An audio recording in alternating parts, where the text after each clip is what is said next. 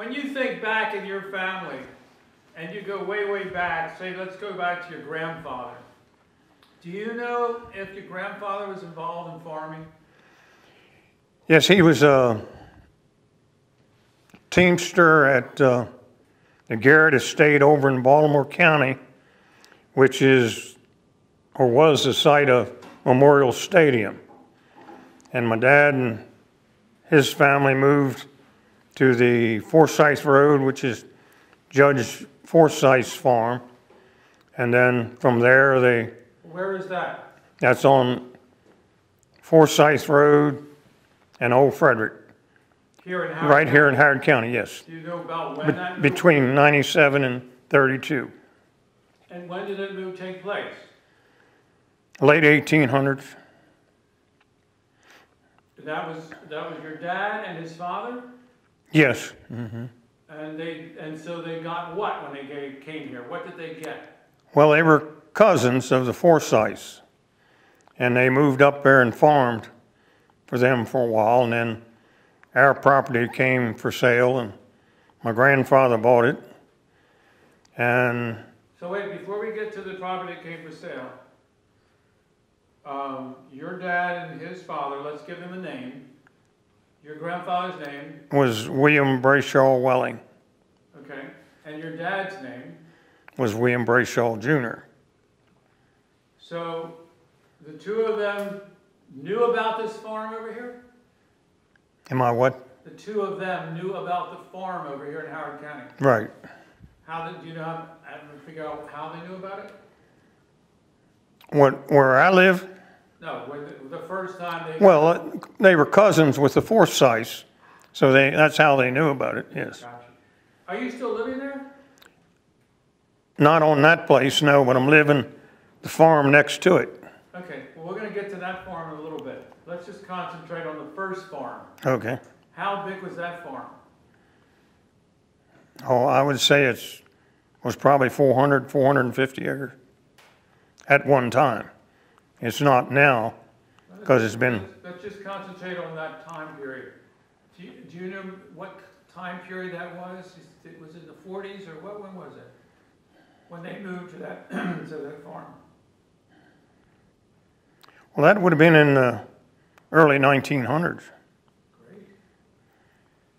So that, you weren't born though? Oh my goodness, no. Okay. Were any of your brothers and sisters born then? Well, we can count it back.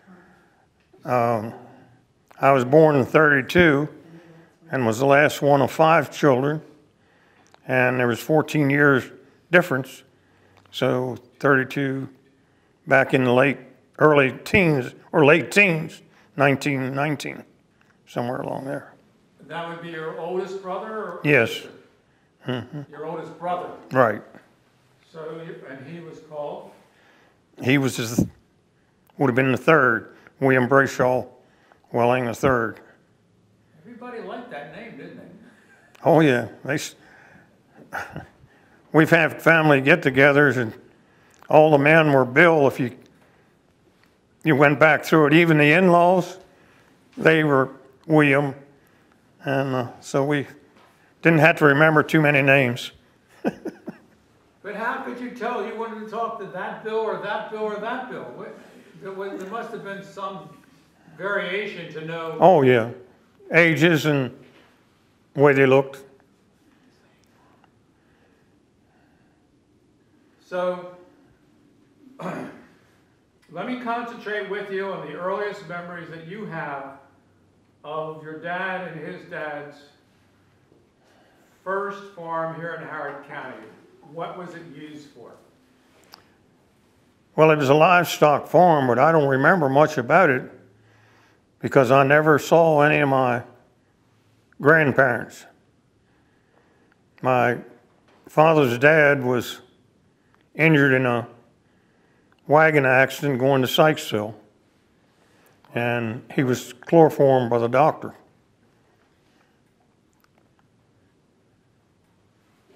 One second, let's turn the lights off, Jim.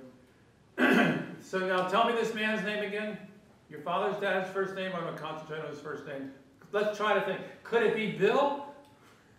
It might be, yes. I'm joking with you, Jim.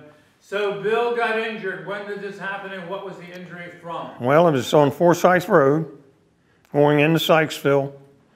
There are two steep hills, and he was driving a 6-horse team and had a load of corn on, and he had the brakes locked on the wagon. He was holding back on the wheel horse, and the horse threw his foot out, tripped him, threw him under the wagon, and dislocated his shoulder. He gets up and goes into the pharmacy in Sykesville, and as the story goes, the two doctors in town were not on good terms, and the druggist, or the doctor at the drugstore, called the other doctor, and he was up his windmill. And he didn't wait for him to come down. Evidently, my grandfather was a good, big, healthy man, and he gave him a dose of chloroform, didn't knock him out. And he still didn't wait for the other doctor and gave him a second dose, and that was all it took.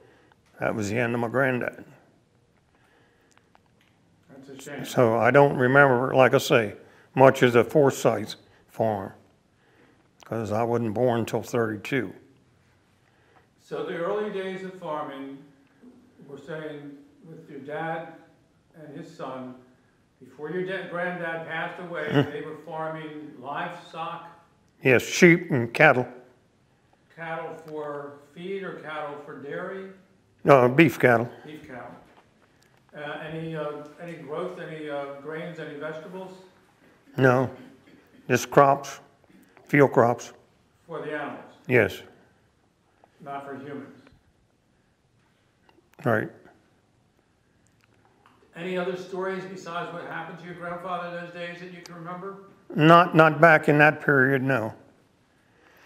But So your dad lost his dad, you lost your grandfather, you weren't even born yet, but now your dad had 400 and some acres to manage. well, no, that was Judge Forsyth's farm, so he was a tenant farmer. And then when the ground that we live on now came available, my dad bought it and set my uncle and my dad up to farming. And that's how they got started where we are today. The next to the Forsyth, that farm was next to the Forsyths. Right, yes. About what time was that bought or acquired? What time period, do you know?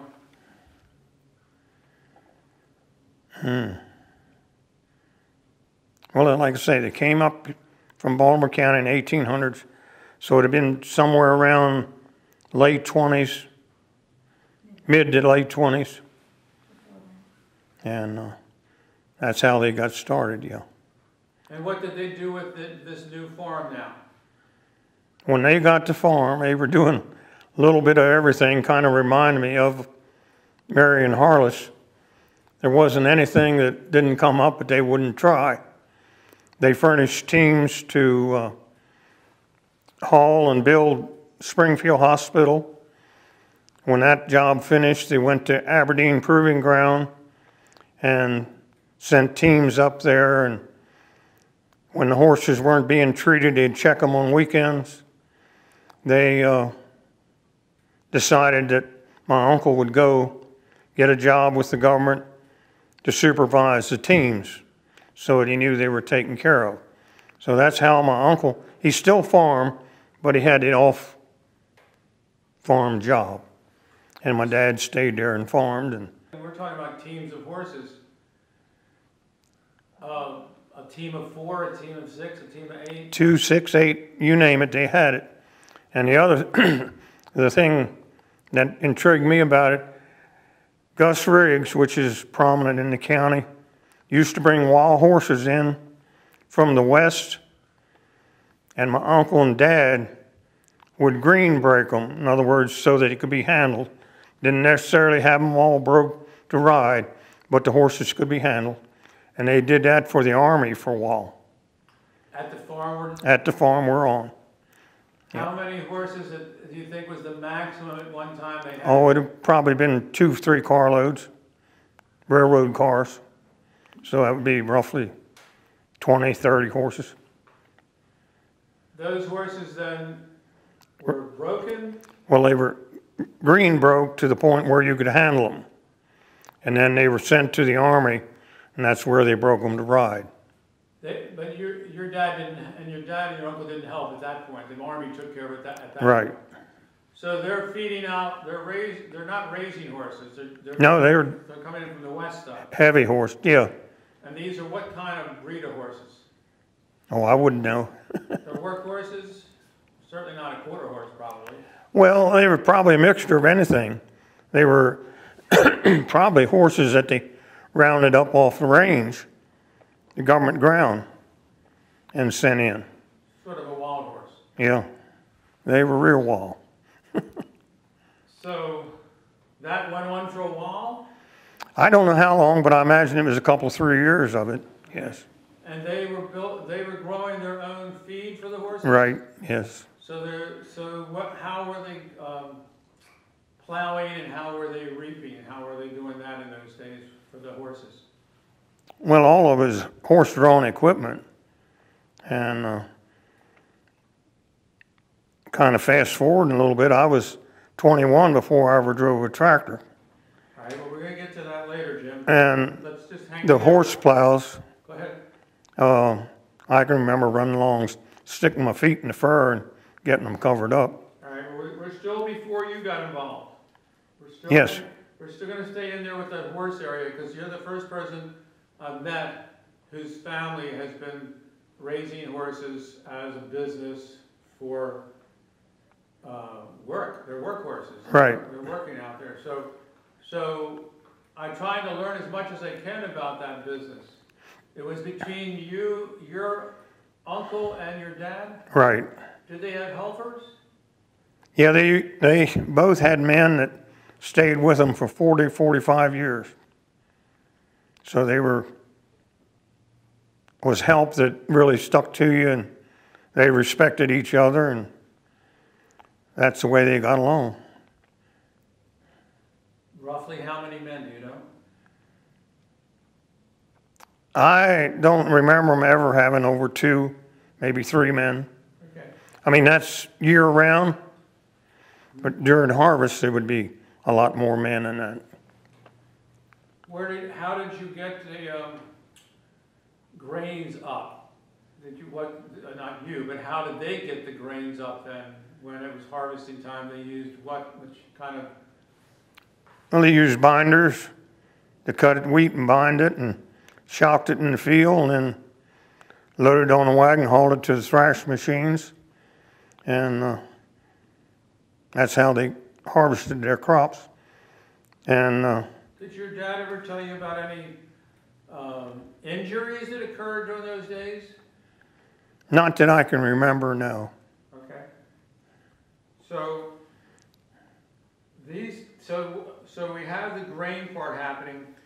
So what happened to the horse business? Well, I guess it's like everything else. It has its lifetime, and the government didn't need them, or contract was not renewed or something. Because like I say, I don't know the particulars about that, but I remember hearing about it. Okay. Your if you're cold, you can have one of those blankets. They're right behind you. Okay. Who did the thrashing? You asked him. Who did your thrashing, Jim? Was it a traveling thrashing operation? No, Elmer Mullings. Excuse me. Which lived up just above Lisbon. And he had old Huber steam engine, and they'd come in and thrash. And that was always a big time. They would start here at West French's, come west on 144, go north on 97, and east on Old Frederick, which is where we are. And that's the way they went around, and a number of the farmers would get together, and they'd probably have 20, 30 men at harvest time. The Mullocks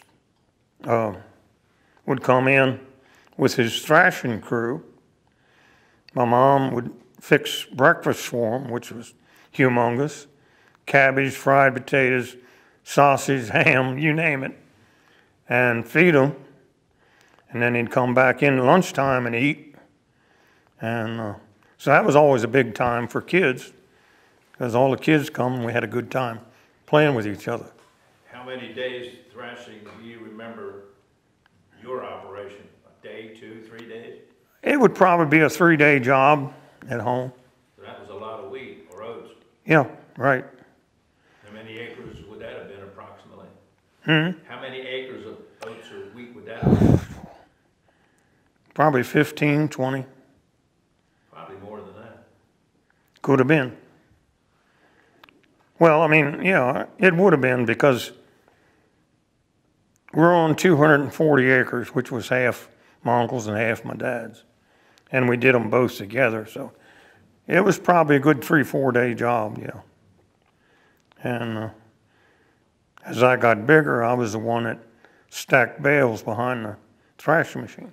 Did you use the grain all on the farm, or was any other? No, the wheat all went to Ellicott City, to the donut mill, which is still in operation. And the oats probably for the horses? Right. And we never had a whole lot of luck with oats. One year we'd have a great crop, and next year weeds would take it over. But we mainly barley, and because then by that time we were in the milk business. Got into the milk business and used the barley for the cows. How much corn did you grow? Oh, 20, 25 acres. And now we're raising 60, So 60 how did you cut the corn? by hand. Shocked it. And my dad would husk corn all week long. Have any help? He didn't at the time, no. And he did 20? He had one man that stayed with him and helped. But I mean, for the most part, he did it himself. He would husk corn, put it in a pile, cover it up with bundles. And then Saturday was a corn hauling day. We'd go out and pick all that corn up, or we'd pick it up, during the week, make a load, get home from school. That was my job, to shovel the corn off into the bin. Can I get an idea of, you were born in 32, you were born on this new farm, which happens to be this farm you're currently on too. Right. And your father and his uncle, Well, his brother. his brother, your uncle. Right. Are we calling him Bill also? No, he was Thomas. Oh, we got a Thomas in the family, okay. Thomas Henry. So Thomas, Henry, and Bill, so let's separate Bill from Thomas for a second. Bill found himself a wife. Yes. Do you know about that? She was the daughter of the first dentist in Ellicott City, Dr. M. Gis Sykes. And she was a city girl, of course, Sykes, Ellicott City being a sitter, but she made a wonderful farm wife. And Did she have any farming experience before getting married to your dad? have anyone? Farm experience before? No. Mm-mm. So she just jumped into a whole new life. Amen. Yes. Can we give her a first name? Hannah. Hannah, short for? That's it. Well, that's it. Okay. Yeah. All right. Yeah, Hannah Isabel Sykes. Okay, so Dad and Hannah started having kids Right. way before you, I understand. Right. So you were the last. Yeah. Right. So that meant that in your learning about farming, not only did you have dad and mom, but you had 4 other siblings before you. Right. 2 brothers, 2 sisters. So can you tell me some of your earliest memories of realizing that you were on a farm and you could learn farming from all these people? Do you remember any of that kind of experience in those days? We would go out and pick stones off the field and pile them And then he'd go to the pile, strain his insides out to get the stones, make a rock garden. But don't ask him to pick them up out of the field. And the other brother liked agriculture, and he went to Maryland. And of course, then he got in the service, and that kind of drew him away from the farm. And that left me. Well, the two sisters. They were busy learning with mom? Well, Or did dad put them out on the farm too? well, my mom passed away when I was 5. So my sister was 16, one was 7, and I was 5. And the oldest sister took over my mother's place and was my dad's right-hand man. Did all the bookkeeping and everything, and also helped outside. Thought of something today when I was trying to get thoughts together. I can remember my dad cutting wheat with a binder. He'd go out, and we'd go out in the morning. He'd cut wheat, and we'd shock. That's my 2 sisters and me. Eat lunch, go back out for maybe for an hour or 2, and it'd get too hot. We'd come in, and she would make an egg milkshake and add a little whiskey to it to give us some kick. And then after supper, after we milked and after supper, we'd go out and shock wheat in the moonlight. And I've never forgot that. That was a lot of work, but we had a lot of fun together. So that was you, the group was you, your dad, and your 2 sisters? Mm-hmm. And you did that every season Right, for a while? right. Right. Until you ran out of whiskey?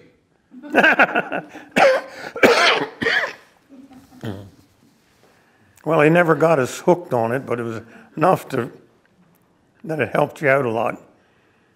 Because those days we didn't have a whole lot of lavish things to eat either. This was during World War II. So how did the war affect the farm then? Do you know any of those effects? Did the war have any effect on the farm and the way it operated, or? What was that again? Did the wartime, when you were there on the farm during the wartime, Oh, my laws, yes, that had quite effect on it. such as? Because we were not able to get local help, and we used to go down to St. John's Lane there, what they used to call Harding's, which was a freezer locker, and pick up German prisoners to help on the farm. And then they, of course, we fed them. And they were a great bunch of people, and it's a shame we had to fight one another, because those prisoners were really good to me, and they surely enjoyed the locals here in Harrod County because they were showed respect as well as they were treated well. And we had men that, when we showed up there, we didn't have to go in and ask for them. They headed for our car or our truck. And that was quite impressive. Did they normally have a guard with them, Jim, or not? You always had a guard, yeah. But they, How many did you get? we probably got 6 to 8, depending on what we were doing. I understand there was a certain number that some places they didn't have a guard. Mm-hmm. Did you know that? No. You always had a guard with you. Right. Mm-hmm.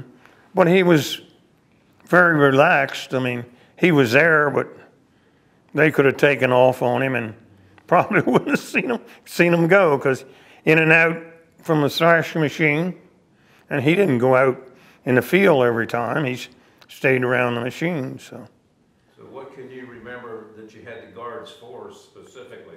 Which crops and to do what? yes, just for grain, filling silo, combine, cutting wheat with a binder and thrashing. Yes. And stacking the shocks and stuff like that? You know, had a baler behind the thrasher and had to stack straw. And So was this something that started a certain week or month and ended a certain week and month? well, it normally starts around July 4th, the thrashing. That's when you started having prisoners. Right. And when did you no longer need them? Right, after that, well, Well, when? when? After we got the wheat harvest done and the silos filled, yeah. September, October? Right, first part of October. But, That went on for a while with the prisoners? well, during the whole war, I guess. What other effects did the war have on your farm? Well, I can't say it had a big effect on it, and we weren't able to get help other than that. That was the biggest thing, and What about food and supplies? they weren't plentiful, over plentiful, I'll put it that way. I can remember eating a lot of rice and gravy. Well, during the Depression, which years you were young, Right. and into the Second World War, did you have any issue with getting food on your table at your home? Not really, no. Why? I don't know. Well, because you grew it in your own garden. Well, yeah, we had a good garden. Yeah, but people in the city didn't have that advantage. Right.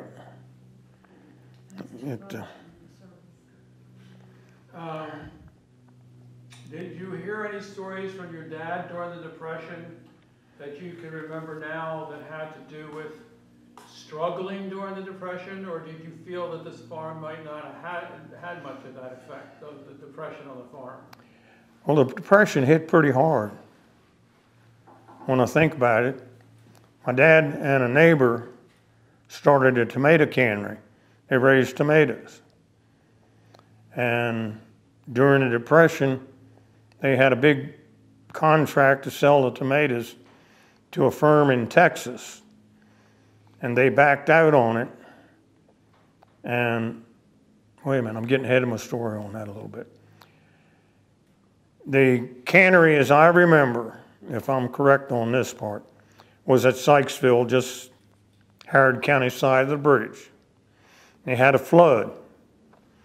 And, of course, that messed all the cans up. They were rusty, the labels come off, and they couldn't sell them. And an outfit in Texas came in and bought them, guarantee that the product was good. And they sent them all to Texas. And as I understand it, the gentleman called back and says, I hesitate to call you, but you had one can that was spoiled, and we knew you'd like to make it good. And so that was the way that went. And the other thing, during the Depression, my dad lost the farm, but he had a man that had faith in him, and his Prudential Insurance, and I can't remember the man's name, but he lived in Washington State, and he was working with Prudential, and they were at the courthouse, and my dad said, what am I going to do? I have nothing to do tomorrow. He said, just be patient. He bought the farm, turned it over to my dad. So that's how we kept the farm. So it's been some rough times. And you don't think about these things. I mean, I hadn't thought about that for a long time. And there's just some things you don't need to dwell on, I guess. But we've been very blessed. The good Lord has been more than good to me. He's given me an excellent wife. I couldn't have a better partner. And we've made it, and I think we're reasonably successful. But I had to give credit to God for that. What happened to your mom, if you don't mind me asking? What was that? What happened to your mom, if you don't mind me asking? Well, she was 49, had a cerebral hemorrhage. And they said she could have lived, but had she lived, she'd have been a vegetable. So, you know, it's one of those deals. I'll never understand why she left that early. But much pleased that she left and not lived as a vegetable, because I don't want to live that way. So we're past the Depression, and we're into the time, I'm trying to get an idea now of what your chores were. Let's describe when you were young, let's call you like 10, 11, 12, what your typical day was like on the farm. You get up in the morning at what time, and then you would do what? Well, of course, when my mom died, the statement my dad said, and I didn't hear it, got to put up with him now. Watch out for him all day long. Well, that's where I wanted to be, was with him. So my second to the oldest brother said, well, I'll fix that, because it's 5 and a half, 6 years old. I was milking cows by hand, of course, the easy ones. And Gist said, I'll fix him. So I went down that evening to milk, and I was milking this cow, and he twisted the cow's tail. Of course, she kicked and knocked me off the stool.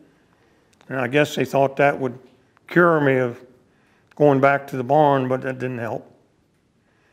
So that's how I got into the milk business. That's how you didn't give up, you mean? Right, there you go. So I always milk the easy cows, and I've slept under a few of them, head against her and fall asleep. And my dad would find me asleep and wake me up, and we'd go again. But so to keep going with this day, that was in the early morning. And then would you head off to school or what? yeah, oh yeah. How did that work? Well, we lived in Harrod County and here, and this end of the county didn't have high schools. So when the 3 older ones were ready for high school, the 2 counties got together. Harrod sent the high school kids to Sykesville. The Carroll County kids down around Hennerton went to West French Middle School. So since the 3 older ones are going, we went to school, paid tuition, went over to school, my younger sister and me. And so that's where I graduated from Sykesville. So I know more people in Carroll County than I did in Harrod at that time. Your dad, at some point, he decided, actually, maybe your grandfather, I'm trying to figure out who got the first motorized farm equipment? Your dad or your grandfather? Who got what? The first motorized farm equipment. Who bought the first equipment after horses? Oh, my dad would have been, yeah. Yeah, he bought a W.D. Alice Chalmer from Roby Bowlings at Daisy. What equipment, Jim, do you remember that the horses pulled on your farm? Oh, just about everything. Binder, hay mower, rakes, tedders, plows, cultivators. That was one of the worst jobs, cultivating corn. Now, when you became more progressive, let's say you got a tractor, did you adapt any of this stuff for the tractor? Did you get new equipment?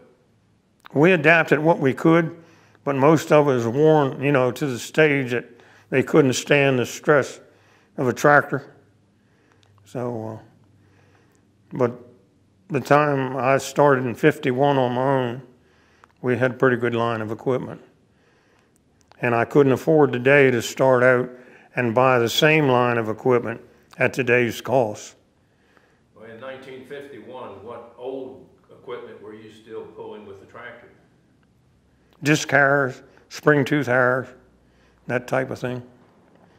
Cut hay for a while. Wagons, oh yeah. In those days, what was the acreage again? It was 200 and some? 240. So because you split the other one in half to the 2 brothers, your dad and his brother. Right. Okay. So, but did you? So I'm trying to figure out, since it's so close family-wise, did you share the equipment between the 2 farms? Yeah. Oh yeah. So really, you were working still the near 400 acres, but even though there were 2 different owners, him and his brother Tom are still working that all together. Right. So you would help on both of those? Well, my dad was basically taking care of the farm because when they were leasing horses out, and my uncle went to take care of them. My dad was essentially charged of the whole farm, and my uncle he went from, after the helping build Aberdeen and Springfield Hospital, and that job fell through as far as needing of the horses. He went to Washington Suburban Sanitary Commission and was a foreman over there. And after that happened, then he had a good relation with all his help at the Sanitary Commission. And they'd take their vacation and come home and help him fill silo and thrash wheat. So that's the way my uncle helped on the farm, was getting extra help when it was needed. And they were good times. I can remember particularly the colored folk sitting on the wagon at lunchtime singing gospel songs. And that's something you don't see today, or at least I don't. Did you, your family, or grandfather have any issue with electricity? Did you always have it? My dad and uncle bought electricity in from Route 32, which was 2 miles back to our place. And like a lot of slick business people, they'd come in, they started out, they paid to have it put in. Every time somebody came online, they were to be reimbursed a certain amount. Well, they would catch my dad and uncle when they were just about as busy as they could be and didn't need to stop and chat. And they'd say, "Oh, you sign this." And they signed away all the money that they were to get back from putting the electric in. But we started out with a Dalco plant to produce electricity, because Mother was a city girl and was used to electricity, so my dad put a Dalco plant in, and that's how they produced electricity until BG&E came along. What was this plant? It's a Dalco plant. It's like a generator. What powered it? 2-cylinder little engine with water. It had to keep full, like a little steam engine. Gasoline? Mm-hmm. So And that drove electricity to where on the farm? the house and the well. Just the two places? Right. Not into any of the barn buildings? Well, we were milking by hand, so, you didn't need a whole lot of electric to do that. And I wanted to ask you about getting the first tractor. Well, that goes back a little before the tractor, I would guess. My mom was the daughter of a dentist where Turgle's, is that the way you pronounce it, restaurant is in Ellicott City? And Miller Chevrolet was right next door to it. Thursville, yeah. And 1 second. Go ahead, Art. We're going to wait for you to put it in place. He has to jam that against the door, or else the door will bang back and forth from the wind. It's almost like living on a farm here, Jim. We're supposed to be in a TV studio.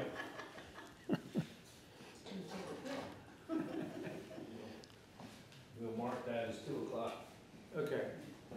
Yeah, the restaurant at Turskell's. Tell him the name again. Tursicle. Okay. So, starting with your mom again. Tell me again about the tractor. well, she was raised where Turkle's restaurant is, a French restaurant. Right next door was Miller Chevrolet. Well, my dad had never driven a car or a tractor until then. He bought his first car from Miller Chevrolet.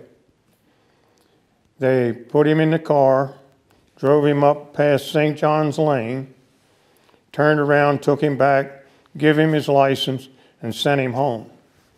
Well, he opens the barn door, drives the car in, slams on the brake, and the car shut off.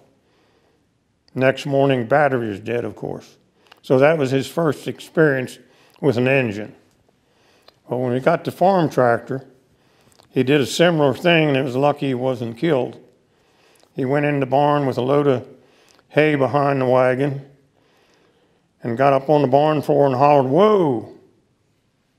Tractor didn't stop. Luckily, there was a 4x4 cross member hit the radiator and choked the tractor out, or he'd have gone out into the barnyard. So that was his first experience driving a tractor, and that's where I started learning. So he immediately taught you how to drive it through into the barn and hit a 2x4, huh? Right. Well, 4x4, a little more than 2x4. Saved his life. So Dad taught you how to drive that tractor? He learned how to, yes, but he was still much more comfortable with a team of horses. And the joke we always had with him, he had his favorite Persian horse that would say that horse would have died for my dad. I can remember one time they hooked him to Earl Molesworth's feed grinder coming up Old Frederick Road pushing snow in front of the bumper. That old horse was pulling by himself. My dad sat inside and talked to him. When he saw he was getting tired, he'd stop him. And he worked that big mill all the way into the farm, pulling and pushing snow. And he loved his horses, and we always joked that we'd have, when Prince died, we'd have him taxidermy, fix him up, and when my dad passed away, we'd sit him on top of him out in the field. Because he loved his horses, no doubt about it, and was good with them. So when his first tractor came along, did you get to learn to drive it? Did I? Yeah. Oh, yeah. Who showed you? More or less on our own. Like I say, Roby Molnix delivered it and showed us how to work it, and that's about the way I learned all the equipment. J. David Molnix was the same way. When we got combine, he went over it, but how much can you remember the first time over a machine, or for me anyhow? And going down across the field, Dave was driving down the driveway and said, "You're doing fine," waved, and that was it. And that's how I learned to run a combine. What was your favorite piece of equipment to use when you were young? What was that? What was your favorite piece of equipment to use when you were young?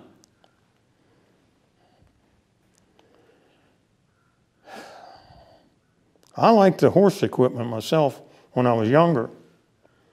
And of course, as I got older, the one that if I had to pick one, I would say the stack wagon for today's equipment. I enjoyed running that because I could pick up a lot of hay by myself, put it in the barn, it was stacked nice and neat. And so yes, I enjoyed the stack wagon about as much as anything. How far back did they go? When did they first come out? Would that be probably in the 80s, early 80s? Okay. I lose track of time. That's all right. I'll say some things, oh, that's been 10 or 15 years ago. Ruthie will pop up and says, well, how about 25? So, that's where I am. It's good to have Ruthie. Yeah, oh, definitely. So let's talk about Ruthie a bit. Where did you discover Ruthie? Well, I was president of the Artificial Breeding Co-op in Harrod County. And her ex-sister-in-law sang for entertainment for the meeting. And I had met she and her brother, Ruthie's brother, in Harford County at a Holstein meeting a couple weeks before. And so when she come back, she said, how's your wife? I said, I guess she's fine. She's not my wife anymore. And so A couple days later, Ruthie's brother Johnny called and said, "Are you interested in applying today?" I said, "Nothing ventured, nothing gained," and so that's how we met. Do you remember what age you were? What were your age, how old were you then? 39 years ago. Yeah, it was 38 years ago, yeah. 39 years ago. Yeah. So let's subtract that. So I'm not subtracting too fast. 44. I was late 30s. Okay. It was more than that, 40. So, did you have a wife before Ruthie? Mm-hmm. And what was her name? Joanne. Was Joanne experienced in farming? Yeah, she was born and raised on a farm in Cecil County. And how I met her was through my brother was county agent up in Cecil County at the time, and went to a 4-H club gathering over at the Rocks in Harford County. That's where we met. She was going to school at Hood, and so that was close. But she decided she didn't like the farm, and if you're not happy, my opinion is to go, and so that's what happened there. A little more to it than that, but That's okay. So, she helped on the farm, but decided she didn't like the farm. well, she was a school teacher and was very good at it. She ended up retiring as a principal Okay, and needed a different lifestyle. okay. We need to follow that which is our loves and that which is our passions. So listen, let's go back to Dad. Dad started getting up in the years, getting a little older. You were still helping with the farm? Yep. And your sisters too? No, they all got married. My dad and I lived by ourselves, I guess 2, maybe 3 years at the most. And but he was very dedicated. He stuck with us kids. He never dated or anything until I was 19, maybe 20. You were still on the farm? At Yeah, 19, oh yeah, 20? yes. So, do you remember Dad's passing? Yeah. He had a heart attack on March the 14th, and the following year on the 17th, he had another heart attack, and then that April he passed away. Did he tell you anything about the farm? Yeah. For you and your sisters, or him and his brother? Did he give you any special instructions about the farm? Well, not really. He had said when I got out of high school that if I wanted to go to college, he would sell the farm and help me get through college. Well, I'd been pretty active in 4-H and had probably 15 head of Holstein cows, and I chose to stay with the farm. There's sometimes I regret that, but very few. I mean, I would do it all over again if I had a chance. I do believe higher education is a big help, and especially today with high tech. I'm strictly low tech. I don't know computers and that kind of thing. I mean, simple computers on some of the farm equipment I got along fine with. But you get into a new combine today that looks like an airplane cockpit, I would be lost. But I still love my farming.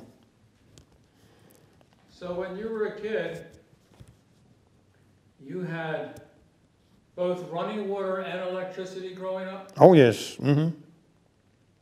Yep. Go ahead, Art, look at my questions. Your You have dad, something, what? Go ahead, Ruthie. your dad, how old were you when your dad died? In your 20s? How old was I? I was 25. You know, he was 25 when his dad died. You stayed with the farm, you carried it forward, and you were doing what with the farm then after your dad passed? Milk cows. How many in the herd? Well, we were milking 130 when we finished. Had about 200 and some head, heifers and everything. Now, this wasn't the old method when you were a kid and got kicked off the seat and slept by the cows. This No. is the new method, right? No, we were in a double 6 herringbone milking parlor with automatic takeoffs. No, I don't know what automatic takeoff means. Well, we put the milkers on and they would come off on themselves. When they were done. The suction would release. Right. Yeah, when it's done milking, they would come off. I mean, it's not like today where they've got robotic milkers that prep the cow and tell you everything, even if she's got a toothache, I think. But it's amazing to watch if you haven't seen it, to see that machine go in and wash each quarter, put the teacup on it, and each quarter is separate. It goes through a separate line. If it's bad milk, they can have it transferred to another, doesn't go in the milk tank. How was the milk transported? Did they have a tanker come in, or did you still have milk cans? Started out with milk cans and ended up with a milk tank, yes. So, what was the transition point to the modern equipment? Who made the decision to get the modern equipment? Oh, I guess it was my dad and I's both. I mean, once we got a tractor, it went progressively away from the horses. I mean, I couldn't say when the last draft horse left the farm, but it wasn't too long after the tractors come in. Did he keep some horses as pets? No, For riding? I always had a riding horse up until 1969 when our barn burnt down and we lost everything, machinery, hay and straw, and had no place to keep a horse. And I'm not one to keep a horse if I couldn't take care of it the way it should be taken care of. And I've often thought about getting one, but I'm too lazy to do all the work to keep it. What happened in '69 to the barn? Lightning. We had finished, it was July. Around the 4th of July, I'll put it that way. And it was Saturday afternoon. We had finished putting the last bale of straw up in the barn. It was stuffed up in the rafters, not just up to it. We'd stuffed that barn. And one side of the barn had all the machinery in it. The middle was our hay and straw. And the other side was our loafing shed. And I was milking. The man had a milkman then. And he was off, and lightning hit the barn, burned it down, and took all our machinery. And it was a real challenge to go back in, but How did you recover? sheer determination, I guess. Put a few more cows on and just kept on going. Did the community help you build a new barn? Oh, it's amazing the people that came to help. Tell me about it. I hardly did anything to clean the barn up. Bill Powell down at the manor, young Bill, bought a truck and a loader up there, and they hauled burnt straw and hay and moved machinery, and lots of neighbors showed up. Neighbors showed up with a load of hay or a load of straw. I mean, it's amazing how people come together to help you. And I've been very blessed. Can you name some of those neighbors from then? Chuck Cole's grandfather was one. They came to help to build the barn. What was that? Chuck Cole's grandfather came to help to build the barn, he said. Who were some of the people that helped to build the barn? Chuck Cole's grandfather was one? No, would have been Gus Bowman. Well, it was a bunch of them, but he was one of them. I Chuck Holt's grandfather. But Same size barn, new size, different changes, improvements, what do you think? well, that location where that barn burnt down is the third building that we've got back there now. It burnt down with lightning. Then we put a barn back up, not quite as big, and built another shed for the machinery. Then the barn that we had the loafing cows in and the hay and straw, snowstorm crushed it in, messed up some of, I think we had a stack wagon and skid loader in there, and it didn't ruin them, but it took a lot of repair to get them back. And so that was the second barn. And So this rebuilding and getting it back to the normal operation again, this was over several months, over it probably took me a year or more. But then the last barn we put up, this is getting pretty up to date. Ruthie's oldest son, which is stuck with us on the farm while he worked away from home and would help in the evenings and weekends or when he got home from work, and he had access to a lot of fill dirt. And we were able to fill in where the barn that the snow crushed and brought it up grade. And now no water gets in that barn at all. It's almost a perfect building in my opinion. It's done a great job, and so we're going along okay. Good. So after you had lightning strike the barn, was there anything that you did for the next barns to maybe protect them?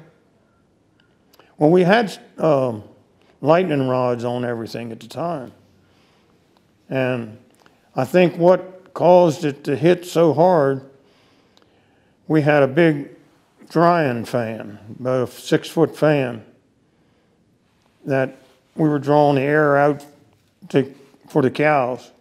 And I think that fan got to blowing with the wind and sucked in there. Well, that sure pushed the fire along after it hit. But a neighbor said it looked like you lit a gas stove. Said it hit one end of the barn and he said just went right up the roof. And time we got from the milking parlor round to the barn, the tires were smoking on the tractors. And I was a little leery of going in and trying to start them up and move them out. So I just let them burn, right or wrong. That's what happened. Do people still put lightning rods on barns today? Yeah, we got lightning rods on them. Is it a law or a requirement? No, I think it's just a good salesman. So the insurance company doesn't mind if you have the rods on or not? I think if it's going to happen, it's going to happen. That's kind of the way I feel. And I think lightning rods are a hazard if they're not maintained. If they don't come loose from the ground, that's a bigger hazard than not having them. So I don't know exactly what happened to ours, but it burned her down. I wanted to ask you, let's go back to when you were a kid, you had your sisters and your brother, and it was Sunday. What was a typical Sunday like when you were growing up? Well, of course, we got up and milked, went to church, come home, and probably had fried chicken dinner, mashed potatoes, and I can remember our suppers on Sunday night were a platter of fresh fruit. That was our Sunday night supper. So All of these items grew on your own farm? bulk of them, not all of them, yes. Vegetables and Yeah, right. Hmm. Yeah, we always had a pretty decent garden, but after we got into milking cows seriously, like, you know, over 50, 60, 70 cows, the garden was secondhand. What do you remember about your mother or someone else in the family canning or preserving things? Did you do that? I don't remember a whole lot, being only 5 years old, but I can remember a couple things. Always made cottage cheese. Always made strawberry reserves under glass. Big platter of strawberries with a thick plate of glass, and the son cooked them, and that was good. And they'd take that and hot rolls and strawberry reserves, and we had a pretty good meal. Did you make homemade ice cream? Homemade ice cream? Yeah, some, not a whole lot. Yeah. So when your grandfather passed away, you were a youngster? Or did you not know him at all? Your grandfather? I didn't know him at all. I didn't know any of my grandparents, really. Oh, okay. I never met them. Okay. All right. So tell me, when you were a kid, what were your hobbies? What did you do when you said, let me go have some fun now? Oh, I guess it was horseback riding much as anything. I mean, I've never really had a hobby. Farm's been my hobby. I've always enjoyed it, and I'm a little bit of a stick in the mud, I guess, because I love where I am. Did you have a bicycle? Oh, yeah. Well, what are some of the other things you had? But what'd you do with a bicycle? On a farm? Would ride it back and forth to the barn and set it off the side like a stupid kid, and big old draft horse comes out and sticks his foot through the spokes. That was the end of one wheel, so I had to get another one. Yeah, I had a bicycle. Did you play things like marbles or cowboy? Oh, Lord, yes. Yeah. Tell us about that. Well, I played a lot of marbles in my time. I can't do it now, but yeah, I used to play a lot of marbles even when I started at school. Who was the big winner, you or the other guy? I held my own. I wasn't the greatest, but I held my own. But He used to ride a horse to school. yeah, one year, I was 15. My dad had a heart attack. And see, I rode the Harrod County bus to Sykesville, and then walked from the river up to Sykesville High School. Well, if I couldn't drive, but if I could get there on my own, I'd have an extra hour at home in the evening and probably 45 minutes more in the morning to be at home. So I had a real good horse, and I rode her and tied her in the garage up back of the school. And I rode horseback that whole winter. And I only remember one day being sick.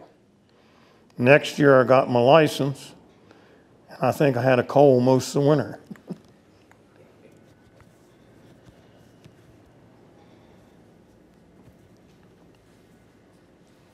Who were some of your friends, buddies, when you were growing up? Well, the ones I can think of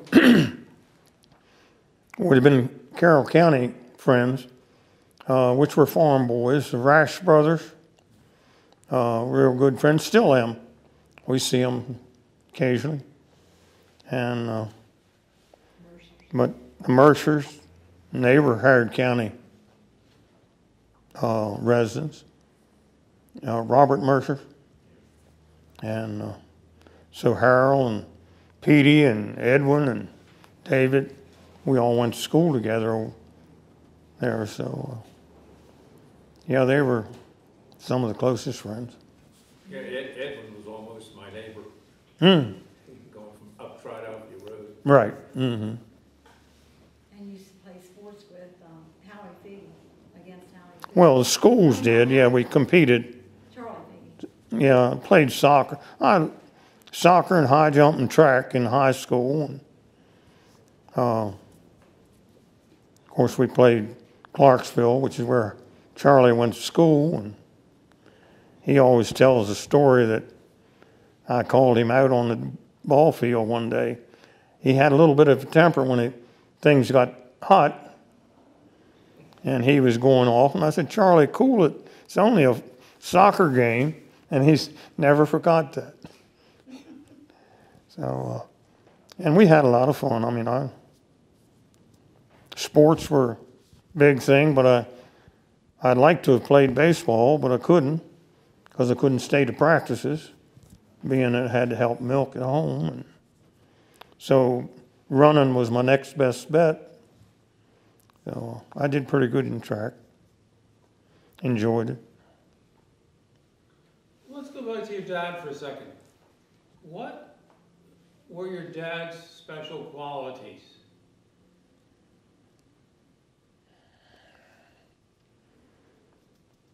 You know, what He- was your yeah. dad like? Well, I would say he was serious, but he knew how to have a good time. And he definitely,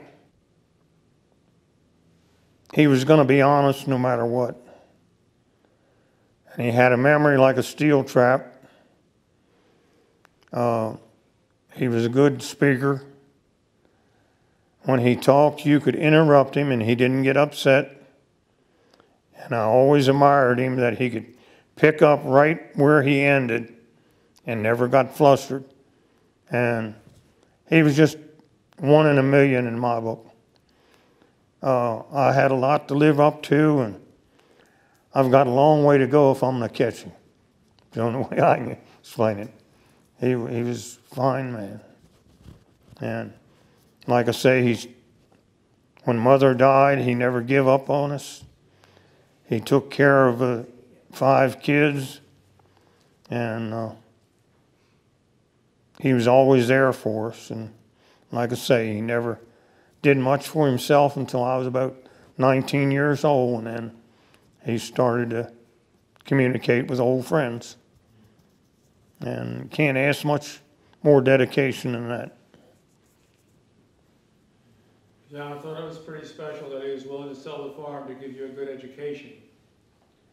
That's a mighty loving father, by the way. Oh yeah, definitely. So let's move forward a little now, Jim. We're running this farm, and it turns out, nothing personal, but you and your first wife and you and your second wife Mm-hmm. both continued to run the farm with you. Right. How many kids did you have? I had 2. And Ruthie has 4. So you became the father of 6 kids. And they've blended well. Not bragging about it, but the kids have done well. They all take care of each other. They're respectful of one another, and none of them have ever begrudged me for getting married or remarrying or marrying their mom. And I'm very close to Ruthie's daughters and boys. In fact, Willie's still on the farm. He bought the original old farmhouse and is married and living there. And so we see him every day, and it's worked out real well. Good Lord bless us. Who's living there on the farm? Ruthie's oldest son. Name? Yeah, he's married. No, his name. Oh, Really storm. Willie Storm. Okay. And my oldest son bought a piece of ground off the farm and built a house. See, the farm was, He's still there. yeah, but he's a custom carpenter. But see, the farm was split in 2. Half of it was my uncle's and half of it was Dad. And I almost bought the farm from my aunt when my uncle died. And then we'd had the fire, and I just couldn't quite rationalize getting out from under the fire and buying a farm. So a fellow by the name of Dr. Dawson bought it, and we farmed for him. That was quite an experience. He was a doctorate in genetics and research, and that man kept track of everything. I borrowed a shovel from him. He kept all the paperwork. He would take the heifers down to his farm and raise them, and I would buy them back when they calved. And he always kept all the paperwork about what I did and what he did. and we'd settle up once a year, and I found out he was so precise. I had borrowed a shovel from him, and when we settled up, there was a note, Jim borrowed shovel, such and such a date. Jim returned shovel, such and such a date. Well, I'd have never even thought of putting that down. But he kept everything. Of course, that was his research, education, doing that. And so then we bought it back. Ruthie and I did. And What time period? What time period? In the 80s. 80s, some, yeah, in the 80s, I guess, yeah. What was it used for when you bought it back? Well, it was still, I was still farming the whole thing as though it was ours. Okay. I mean, we run the cattle down there. Of course, he's a man that's retired from Beltsville and wasn't able to do all the work. And so he wanted, funny thing he wanted to do, he wanted to adopt Ruthie and I. That never happened, but he suggested it.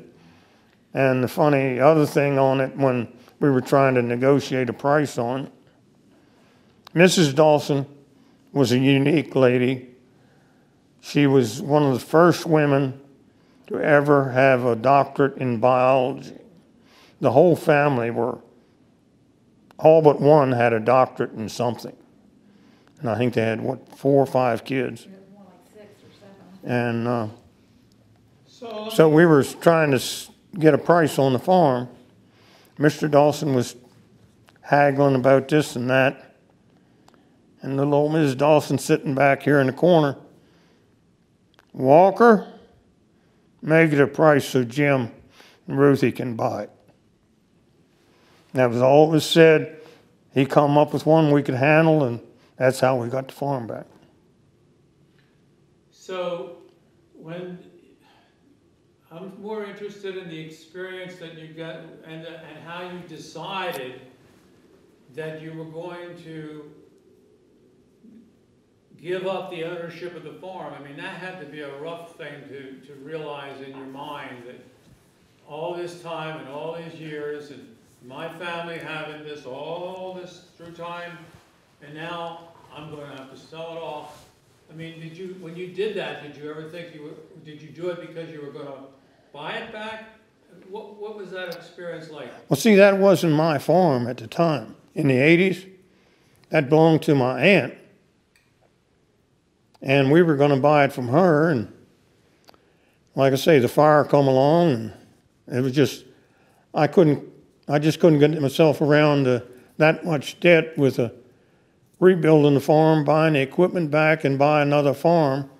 I figured I'd better hold on to a half a slice than try to get the whole cake. I see. But that's where that was. Because But when you bought, so you really realized that even though your aunt had it, one day you wanted to buy it back. right, oh yeah. Yeah, well, we're in a similar situation now. I mean, how are we, with the way taxes are, how are we going to get it transferred to the kids at a price they can afford? So we're just hoping that new policies come up that inheritance tax is eliminated or reduced to where the kids can transition into things. Because I've known several farms that were big farms that had to sell quite a bit off to pay their inheritance tax so they keep the rest of it.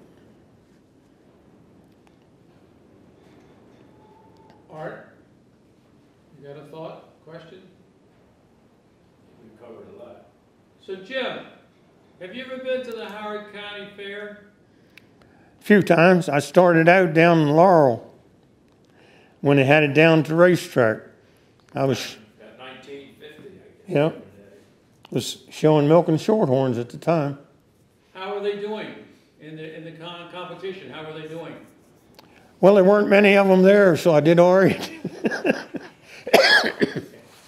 They weren't as popular then as they grew, but they're not real popular now. And now when you go up against all the Holsteins and Ashers and Jerseys with the big herds that have been established a long time, and so I just decided to try the Shorthorns. We're gonna ask you something, but do you remember Brendel's Manor Park? Oh yes. And what do you remember about it? Did you ever display there?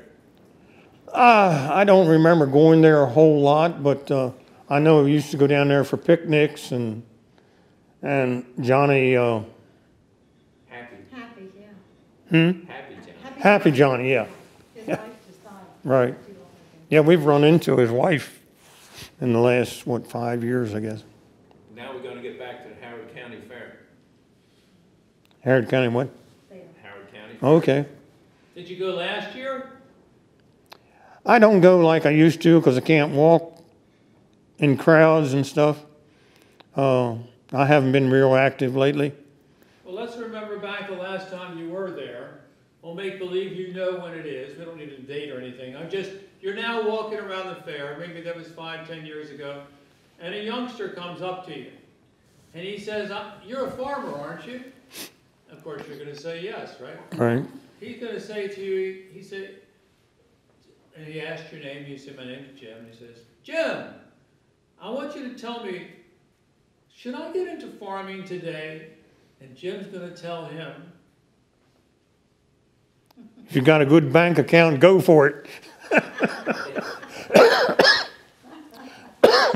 I think there are ways to get in, but excuse me, it's not as easy as it should be. With the fast-moving technology and the improvements in agronomy and that type of thing, it's become more important that you get a good education and get your feet on the ground before you get into it. Economics would be a big help, and because I don't know how I would get started today if I had to do it again. I mean, the thing I found hard with farming, I can buy a piece of equipment today and be fine, do everything anybody wants it to do. And before I get it really broke in good, they've made an improvement somewhere, and I just couldn't see how we can keep rolling equipment over and over. And I always wanted to get out of debt. I've never believed in a lot of debt. And like these combines, the fellow that's doing our work now, we're leasing the ground to, bought a combine, and he's over $500,000 for it. And he come in there, he had a 30-foot head to combine wheat. And before he finished, he had a 35-foot head. I said, Chuck, you going to keep this? Oh, no, they just bought it here to demonstrate it. Well, they left it with him long enough that he bought it. Simply because it's what they call a draper head, which the grain falls on an apron and carried to the mill instead of an auger running. I forget what he said that was. Do you have an idea what draper head cost? It was a sizable chunk of money, even though he traded his old head, which was only about 3 years old, if that. Traded that in. Had he not that, I don't think he'd have bought it if he hadn't had a good trade in. But I guess you've got to get a mindset that you're going to have to carry so much debt in order to keep going. And I think when you start farming, if you don't have a piece of ground in the family or something like that, you've got to lease everything. It would be a real challenge, and you really had to have a heart for agriculture. We have 2 grandsons, that's very grandchildren that are interested in farming. You know, it's They're young right now? Well, the grandchildren are 27 and 25, That's not so and, young. great-grandchildren are 12 and 9. but you talk about boys that love farming, they love the farm. All four of them. Yes, Do you get to get out there and see them sometime? Oh yeah, I am. that's another blessing we've got. Tell me about that. All our children are within 20 miles. New Market area, Frederick County, and we have one son over in Carroll County, but he's a computer expert, and so that's a lot of fun. Fridays is our babysitting day, and we go sit with some of the great grandchildren. And of course, that's where the two oldest boys are involved in the farm. Well, how does that feel to know you have those four kids going into farming? Well, I wish them the best, and I hope that Ruthie and I can help them out when they get to the point where they're going to be farming. But the consensus does seem to be that unless a young person is involved with their family or they inherit it, Right. they're not going to be able to afford buying land outright to start a farm. It would take an exceptional individual to do it otherwise, and I think that's what we've got in the fellow that's renting from us. He was raised by his grandparents. They didn't give him much slack, and no matter how good, how dirty the job is, he will do it no matter what. He never backs off, and he has mastered a right good operation on his own, and the only help he's had is his father-in-law, and got a good wife, and now he's got his son with him, and you can see a big difference in the operation. The son has made a big change in him, and it's great to see, but how many times can you find somebody you got to have a partner willing to work with you, or you will never make it. And the son will not hardly make it without the experience he's gotten. Well, he went to college and got his degree and everything, so, I mean, he's sitting on the right track to keep up to date on everything. And he's real swift. He's not anybody's dummy by any means. But Can you think of anything else you want to add? not that I... Is there anything with you? We'll think of it when we get home. Of course. I'm sure. Got a niece that sent us a Christmas card one time, and she's a horse lady too, and had a team of draft horses, and it said, "Every good farm needs a good team," and I think that's what Ruthie and I've got, is a good team.